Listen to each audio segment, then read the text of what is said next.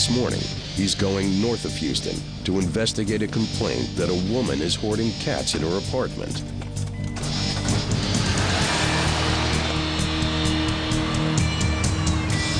The office manager say they have more than 50, so more than 50 cats in an apartment is not good.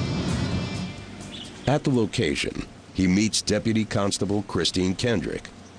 The neighbors are complaining about the fleas and the smell and everything, so it's not going to be a good condition for either the cats or the tenants. So we'll see what we can see. It's soon obvious that the reports were correct.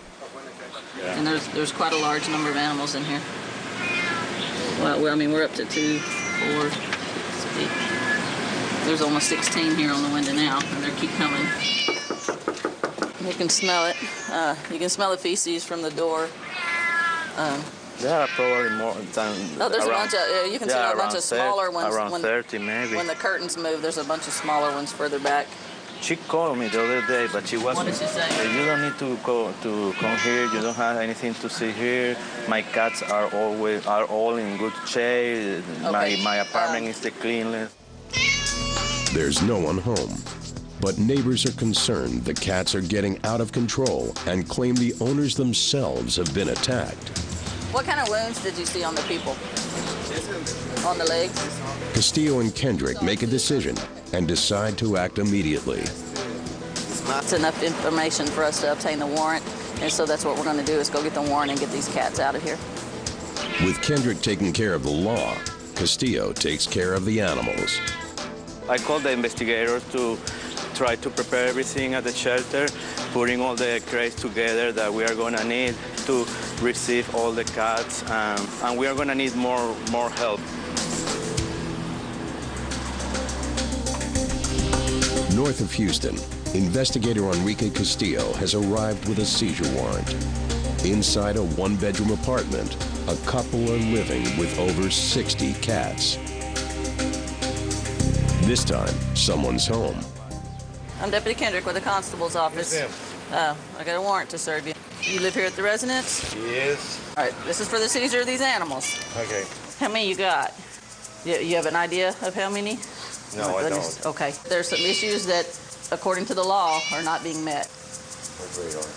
With numbers this high, it's a case of cruel confinement. Come here, babies. Castillo enters with a video camera to record the evidence. Come on. I believe he talked to your wife. I called with your wife, and then I called like three times more, and nobody else. The one-bedroom apartment has cats everywhere. I'm telling you, the ammonia smell is overwhelming. Castillo orders all the crates to be brought to the door. Push it in. We could put like 2 in a crate, so they wouldn't have a problem. There we go. Conditions inside the apartment are causing problems for the animals and for the investigators. When the ammonia smell is so high, sometimes you can't even breathe inside there. I mean, geez, I can't even breathe, and I'm standing out by the door. Numbers and crates are starting to pile up, and the work has only just begun. Animal cruelty investigator Sage Halford keeps a careful count. We have 14 cages and 23 cats so far. They all seem fairly friendly. This little guy here is making biscuits where they need at it, which is both nervous and friendly kind of behavior. The owner seems oblivious to the conditions he and his cats are living in. But for animal cruelty investigator Dana Alminger, it's a clear case of animal cruelty. If they don't have them spayed and neutered, you're going to have an overpopulation problem, obviously. Secondly, being confined with all of this ammonia in one small area does cause upper respiratory infections in cats, so that's another cause of cruel confinement as well as medical issues.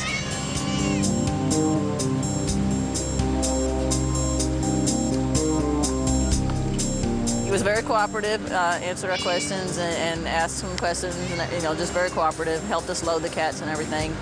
Was very truthful about everything. I asked him if he felt overwhelmed, and he told me, "What do you think? I'm stupid?" Of course I am. 56, 57 plus 5 is 62, 63, 64, 65.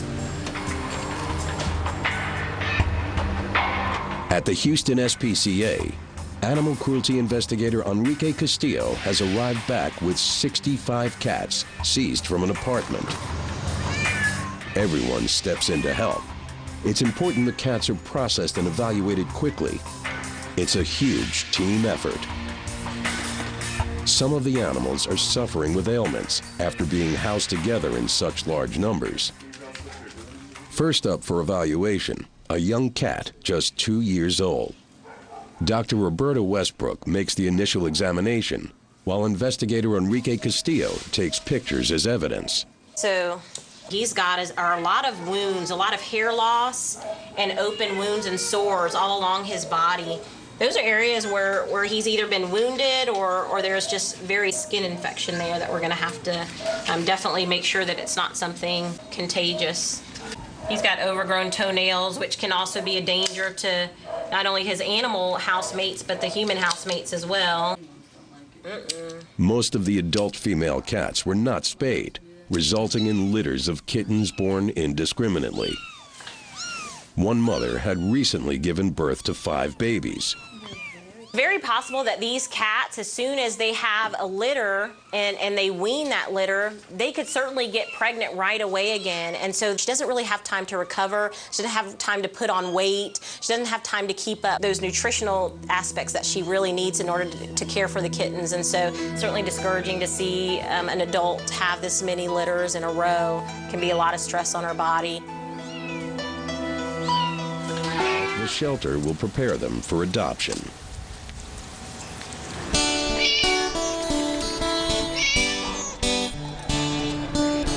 After 65 cats were seized from a 1-bedroom apartment, no charges were brought against the owner. Outreach manager Heidi Brasher visits 2 who are up for adoption.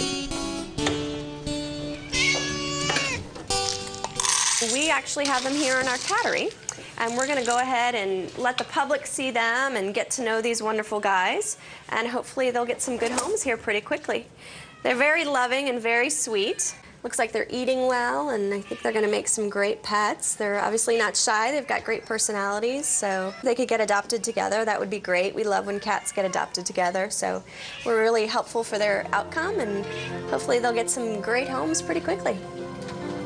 Aww.